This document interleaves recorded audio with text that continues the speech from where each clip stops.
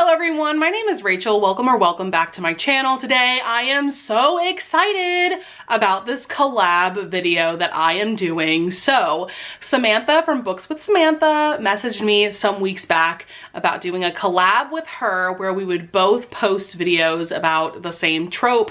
She does these videos on her channel. By the way, if you're not following Samantha, what are you doing? She is linked down in the description below, but she does these trope week videos where for every day for an entire week, she does recommendation videos for a different trope.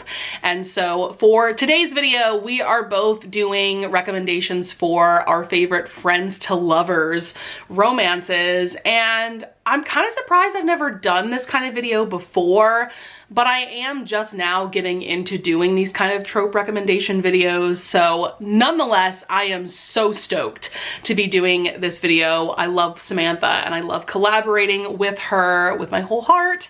So I'm so glad that she asked me to do this. So why don't we just go ahead and jump into it? So this first romance I want to mention is the romance that I read recently that really inspired me to make the list for the rest of this video. So that's going to be Blindsided by Amy Dawes. This is a book that came highly recommended from Bree from In Love and Words, and I can totally understand why. So by the way, before I really get into this list, I wanted to pick romances that are truly friends to lovers, where the couple are friends at the beginning of the book or they become friends right at the beginning of the book. There's other kinds of tropes that have the friends to lovers vibes, like fake dating and marriage of convenience, but I want to make separate videos for those tropes. So yeah, these are going to be just romances where the two main characters have been best friends for years maybe, or they become best friends at the beginning of the book, something like that. So with this book specifically, we have Mac and Freya. Mac is a professional football player. This takes place in the UK. Freya is a plus size clothing designer. And I think a year before the story really starts is when these two became best friends. They spend like all their time together. They're always watching TV shows together.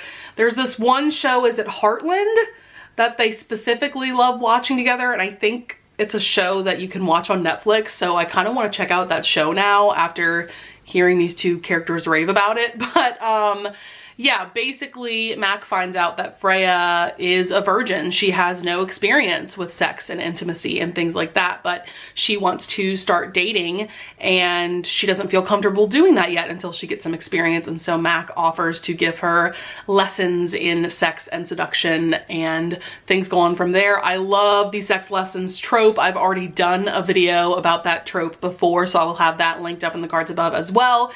This was such a fun time. I will point out Freya, our heroine, is very naive when it comes to sex, and that could be something that could be annoying to some readers. I personally found it endearing, but I can understand if you were to get annoyed by that, so that's why I'm pointing that out. So let's move on to my next few recommendations. I have 3 romance novellas that are truly some of my top favorite friends to lovers romances. The first one I have to mention is Hefty by Jessica Cain. I fully believe that Jessica Cain may never top this novella. This is an incredible romance story about Zach and Jill. They are childhood friends. This takes place when they're 18. They're both seniors in high school. So Jill is on the cheerleading squad and Zach is, I think, like a defensive lineman on their school's football team. They've been friends for years. They both feel unworthy of each other. There's a lot of mutual pining going on. This is only a 60-something page novella, but Jessica Cain packs quite the punch with this romance and these two main characters. Such a sweet romance, but also sexy, of course, because it is Jessica Cain, and like, my God, this is just an incredible story. Can't recommend it highly enough. Definitely my favorite Jessica Cain novella that I've read, and I've read a lot of her novellas for sure. The next 2 I have are 2 of my absolute top favorite novellas by Cassie Mint. She is just a master of writing friends to lovers romances. The first one is Big Bet. This is a part of like her Big Boy series. That just means that all of these novellas center around a hero who is a larger man. So in this one we have Will and Aubrey. They both work at this casino in Las Vegas. Will is a blackjack dealer and Aubrey is a burlesque dancer, and they have truly been in love with each other for years and pining, but once again, they feel unworthy of each other. And the way that their romance develops is just stunning and beautiful, and I couldn't help but root for this couple.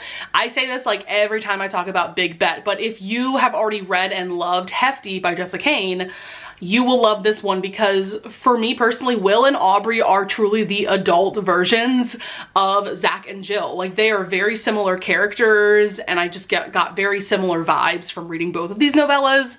So good. This one is probably my top favorite Cassie Mint novella, but the other novella I want to talk about is definitely a very close second.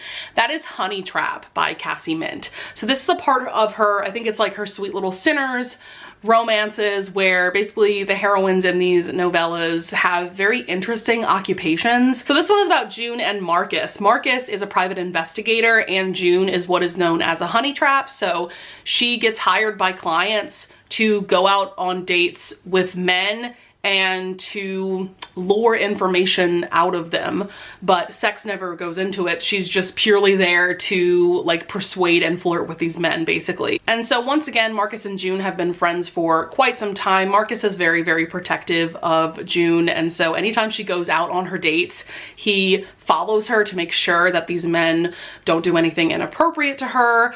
And we see that they both definitely have feelings for each other. Once again, the pining is immaculate, but you know, Marcus sees that June is, you know, showing these feelings for him, but he doesn't trust that it's real because she's a honey trap. This was just absolutely phenomenal. Once again, I liked that the premise of this one was kind of unique. Next up, we have a friends to lovers romance that I read pretty recently. This is Blurred Lines by Lauren Lane. This is another one that came highly recommended from Bree from In Love and Words. This one is about Parker and Ben. They have been friends, I think, since high school. They are now past college and they're roommates, and Parker just got dumped by someone who she thought was going to marry her. I think she thought that he was going to propose, or maybe they already were engaged or something. I can't quite remember. But he just kind of dumps her out of the blue. And so she comes to this realization that she's going to try casual dating like her roommate and friend Ben does. You know, he never takes the same woman home twice. He's definitely a one-night stand kind of guy. And so Parker thinks that if she adopts this same kind of dating method, that will help her get over her ex. And so through that, Ben and Parker end up starting this friends with benefits situation, and things go on from there. This one's very solid. It's also a pretty short book too. The audiobook was only about 6 hours, and I really enjoyed the audiobook. Lots of angst for sure. And I always enjoy a good friends with benefits to lovers romance. So next up we have Radiance by Grace Draven. The ultimate friends to lovers romance in my opinion. And this one is a fantasy romance as well. It is also book 1 of a series. I have not continued on with the series, though this book does kind of end on a cliffhanger, not for the romance, but for like the fantasy plot. But this is about Brishan and Ildiko. They go into this arranged marriage. They are from 2 completely different races of beings. Ildiko is a human. Brishan, I can't remember what his race is called, but they have like gray skin. Let's just say that there's a lot of differences between Ildiko's race and Brishan's race. And so they both find each other to be butt ugly, but they're both very sweet people. And so they agree to this arranged marriage and they become friends very quickly. And the way that this romance develops from friends to lovers is just beautiful. It's a slow burn romance from what I can remember. And it was just very unique because these 2 people find each other so ugly. They can't help but fall for each other's personalities, you know, and who they are as people. So this is just a stunning book.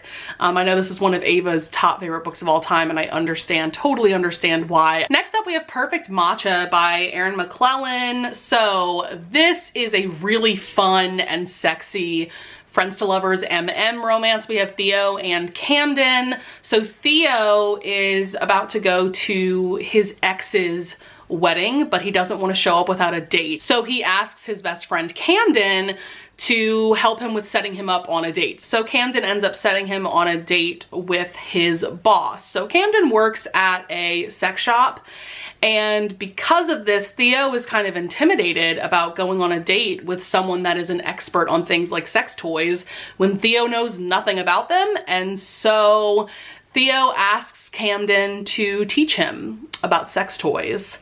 And so there's some really hot like phone sex scenes where Camden is trying to instruct Theo on how to use these toys, and things go on from there. This was also just a very sweet and angsty friends to lovers romance. There's just a lot to love about this story, and this is also a novella. Highly, highly recommended. It's definitely one of my favorite things that I've read from Erin McClellan. Next up, we have The Weight of It All by N.R. Walker. This is another MM romance. This is also a very body positive friends to lovers romance, and this one is about Henry. At the very beginning of the book, he gets dumped by his boyfriend, and he had been seeing this man for like 8 years. They had been together for a very long time, but he dumps him kind of out of the blue. One of the reasons being that Henry has gained a lot of weight over the course of their relationship. So Henry decides to get a personal trainer and to lose weight just to get this ex back. But his trainer is Reed, who ends up being his love interest. And so over the course of the novel, you know, Reed is Henry's personal trainer, but they also become friends, and I love how they bonded over things like food recipes, like healthy food recipes, and they would go grocery shopping together. And Reed is just like the most supportive personal trainer to ever exist. Like, this is such an adorable yet hilarious romance. N.R. Walker has a wonderful sense of humor. I've talked about this book quite a bit over the past few months since I've read it, because it's truly a next level romance. Next up is Make Me Yours by Melanie Harlow. So this is technically book 2 in her Bellamy Creek series. You do not have to read these books in order by any means, but this is about Cole and Cheyenne. They have been friends probably like their whole lives. This is a small town romance, and I think they both grew up in this small town, you know, went to school together. But now Cole has, I believe his daughter's like 9 years old. He's raising her on his own because his first wife passed away some years back. And then we have Cheyenne, who teaches Cole's daughter. And so she's a school teacher, and they have been pining for each other for a very, very long time. And one night, Cheyenne gets drunk and she accidentally sexts Cole. And so that results in them having some hot phone sex. I really love how sweet and sexy Melanie Harlow's small town romances are, and I loved the friends to lovers aspect as well, obviously. And this was just very solid. This is also a pretty Christmassy, like wintry romance as well, so I would definitely recommend reading this during the holiday season. Next up, we have something quite a bit different. This is a manga romance series. This is Night of the Ice. So this is a childhood best friends to lovers romance about Chitose, I believe that's how her name is pronounced, and Kokoro. So Kokoro is a world famous figure skater, but he has this like weird anxiety thing going where he can't land his quad jumps unless Chitose casts this spell on him. Now, this spell was from this like magical girl anime series that they both watched as kids. Definitely gives me vibes of like Sailor Moon and Cardcaptor Sakura for sure. And so she has this little magical pen that she uses to cast the spell on him, and it gives him the confidence to land his quad jumps. So this is very adorable and sweet. I'm only on volume 4 at this point, and this is like an 11 volume series, but I just love how sweet their relationship is. And where I left off, I don't think they've started dating yet, but we're seeing inklings of their romance for sure. So if you're looking for something a bit different with the friends to lovers trope, I would definitely recommend checking out Night of the Ice. Next up, we have Beautifully Broken Spirit by Catherine Cowles. This is book 3, I believe, in her Sutter Lake series. So this is about Tuck and Jensen. This is a brother's best friend romance as well as friends to lovers, and so they've known each other all their lives, and they go into a friends with benefits situation over the course of the novel. And then of course to Lovers, and this was really solid. Not one of my like top favorite Friends to Lovers romances, but still really enjoyable. Catherine Cowles' books are always very solid, and this is the only series that I've read by her, so I cannot wait to check out more of her most recent books. Next up, we have Brooklyn Air by Serena Bowen. I think I mentioned this book in my Cinnamon Roll Heroes recommendation video. I'm sure I've talked about several of these books in other trope recommendation videos now that I'm thinking about it, but I will link that video up in the cards above if you are interested. But this is about Nate and Becca. Nate has been Becca's boss for the past 7 years, but they are also best friends. And man, the pining in this book, especially from Nate, the hero. He has been in love with Becca for years, since like the first time he met her, and she's been pretty clueless to that, and I love when that trope is flipped. You know, I feel like there's so many romances and so many movies out there where the heroine has been in love with the hero and he's just been oblivious to it, but when that trope is flipped, that is some of my favorite romance goodness. I don't know how else to word that, but yeah, this was just wonderful. I think I almost gave this 5 stars. I need to read more of Serena Bowen's romances for sure, now that I'm thinking about it. And then next up I have The Deal by Elle Kennedy. This is book 1 in her off-campus series. This is a romance between, I gotta look at character names, Garrett and Hannah. One of the things that I loved about this book right off the bat was that Hannah was a vocal performance major, which is what I majored in college. I had never seen that before in a romance novel before, so that was really fun. But Garrett and Hannah start a friendship when I believe she's tutoring him. Is that what's happening? I think so. And so I love how their friendship develops, and you see them hanging out together all the time, and they're watching TV shows together, and how that develops into a romance is amazing. This book does get quite dark at times. I remember both of these main characters have things going on in their lives. I will just say right off the bat, on the first page of this book is mention of how Hannah had been sexually assaulted before, so I do want to throw out that content warning. And then I remember, I think Garrett's father is abusive towards him, so just know that going in. But I loved this book so much. Highly recommended. So next up, I do have a stack of books that I physically own that I want to recommend to you guys for Friends to Lovers romances. So first up, we have a couple historical romances. You know, I haven't read that many historical romances with the Friends to Lovers trope, because I feel like with historicals, it's much more common to see like marriage of conveniences or like fake engagement romances, things like that. So when I do find true Friends to Lovers historical romances, I latch onto them for sure. So first up, we have Two Rogues Make a Right by Cat Sebastian. This is technically book 3 in her Sedgwick series, which is a series that centers around the 3 Sedgwick brothers and their romances. And so this is the sweetest caretaking romance between Will and Martin. They have been friends for years. Martin contracts, I think, TB. Consumption, isn't that the same thing? Yes? No? I don't know.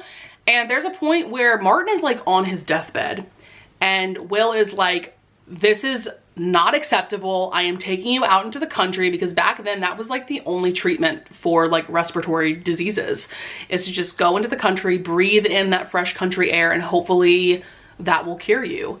And so that's what they end up doing. They end up living in this small cabin together, and they realize that they've been in love with each other forever. But of course, back in this time, like, it's straight up illegal to be in a gay relationship.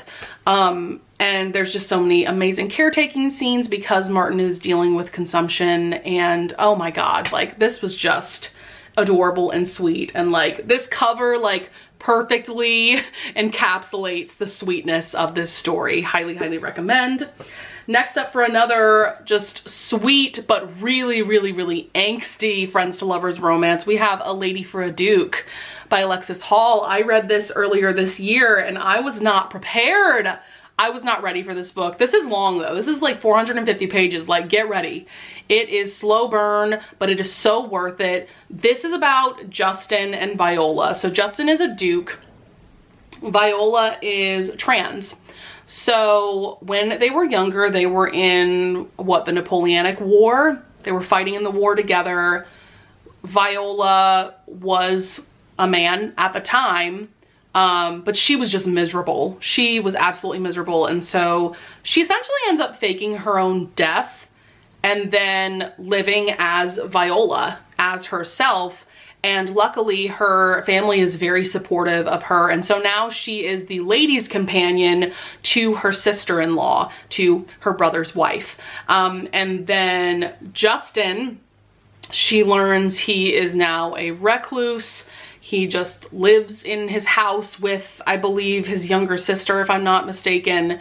And he just shuts out the world. You know, ever since he lost his best friend, Viola, you know, he's just been crushed ever since. And so she comes back into his life.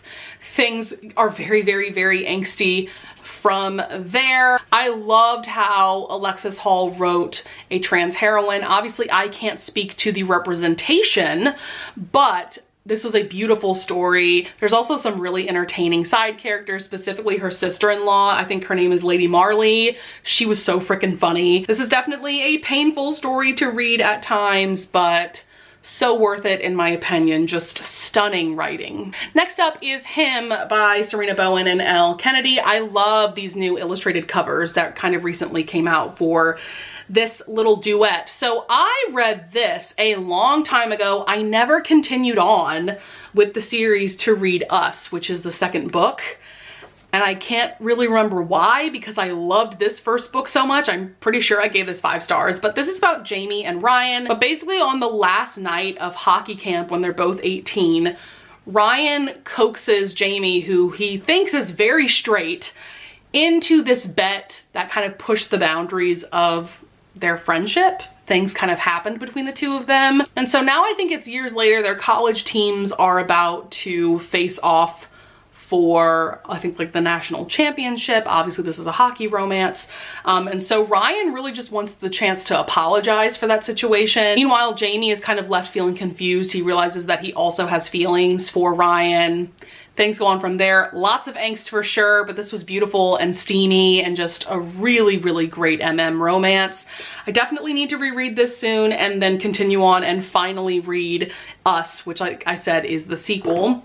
Next up, we have Crazy Stupid Bromance by Lyssa Kay Adams. I have not talked about the Bromance Book Club books in a long time, but this is one of my top favorites of the series. I personally really loved this one. So this one is about Alexis and Noah. So Alexis runs a cat cafe, as you can see here with the cute little cat. And then Noah is this computer genius. And if you don't know anything about this series, the Bromance Book Club centers around this book club of men, they're best friends, and they get together and they read a romance novel every month. And they also help their friends with their love troubles, basically. And so Noah has been pining after Alexis for years, but one of the reasons why he feels like he can't pursue her romantically is that she was sexually harassed by a past boss of hers. And so he is definitely just keeping his distance, but he loves her and endlessly supports her in everything that she does. There's also a side plot in this having to do with like some family drama of Alexis's. There's just kind of a lot going on with that, but I loved this friends to lovers romance so much, and I just love the Bromance Book Club. Like, the vibe of this series is everything. Just so much fun, so adorable. Next up, we have something quite a bit different. This is Becoming Calder by Mia Sheridan. This is book 1 in a little duet. The second book is Finding Eden. So this is about Calder and Eden. They are childhood best friends. They meet when they're both, I think, 8 years old, because this takes place in a cult. Now, Calder has grown up his entire life in this cult, but Eden is brought into it when she's 8, and so they quickly become best friends, and then something more when they're teenagers. This is definitely very dark because it has to do with a cult, but such a beautiful, like, soulmate level romance. Absolutely stunning. I talked about this little duet quite a bit in my 10 romances that are perfect for fall video, so I'll also have that linked either up in the cards or down in the description. Next up, I only have 2 books left. So next up is Josh and Hazel's Guide to Not Dating by Christina Lauren. I mean, come on. This is like a classic friends to lovers romance at this point. So this one is about, obviously, Josh and Hazel. Now, Hazel is literally Jess from the show New Girl. that is absolutely her character. Just so like socially awkward and quirky and funny. She's a very endearing character. And then we have Josh, who's like the opposite of her in every way, but they're best friends. They go into this deal where they set each other up on progressively worse and worse double blind dates. And then this eventually kind of goes into a friends with benefits situation. And yeah, this was just really solid, really fun. I will say that there is a trope in here at the end that I know a lot of people aren't a fan of, and I didn't love it either. That's mainly why I gave this 4 stars and not 5 stars. So I did want to point that out. Last but not least is a book that I read recently that totally shattered my soul and put it back together again. And I feel like this is going to be no surprise to you guys that I'm talking about this book, because I've been raving and raving and raving about it since I read it in August, and that is Behind the Bars by Brittany C. Cherry. Nobody writes romance like Brittany C. Cherry. I'm just going to throw that out there, and I've only read 2 of her books, but I am very confident when I say that. So this is a romance between Jasmine and Eli. They met when they were in high school. And so they quickly become friends, but Eli is going through some very cruel and intense bullying. That is a huge content warning for this book, by the way. Like, it is bad. It is horrible bullying. And Jasmine is doing everything she can to protect him, but she can only do so much. And so then basically Jasmine ends up moving to London because of reasons. By the way, music plays a huge part in this story, and it takes place in New Orleans, which is just everything to me. But she comes back to New Orleans many years later, and she realizes that Eli is like a completely different person. When they first met, he was just so sweet and caring, and now he is just cold and guarded, and she has no idea why. I also want to point out that there is loss of a loved one in this and a kind of violent death on page. Like, Brittany Cherry puts you through it with her books. I can't stress that enough, but this book is so worth it. This connection, this romance that Jasmine and Eli have, once again, it's truly soulmate level. I can't rave about this book enough. Definitely one of my favorite books I've read this year. If you want to hear my more in-depth thoughts about this book, definitely check out my Romance Takeover readathon vlog. I will have that linked up in the cards above, because I definitely raved about this book for like 10 minutes. And I'm so glad that I vlogged my reading experience of this book. So that is going to be it for my friends to lovers romance recommendations. I hope that you guys got some really good recs from this video. I would love it if you would also leave a comment down below if you want to leave even more recommendations for this trope for the people that are watching this video. I would also love it if you would leave a like and subscribe, and I thank you so much in advance if you do, and I will see you guys in the next video. Bye!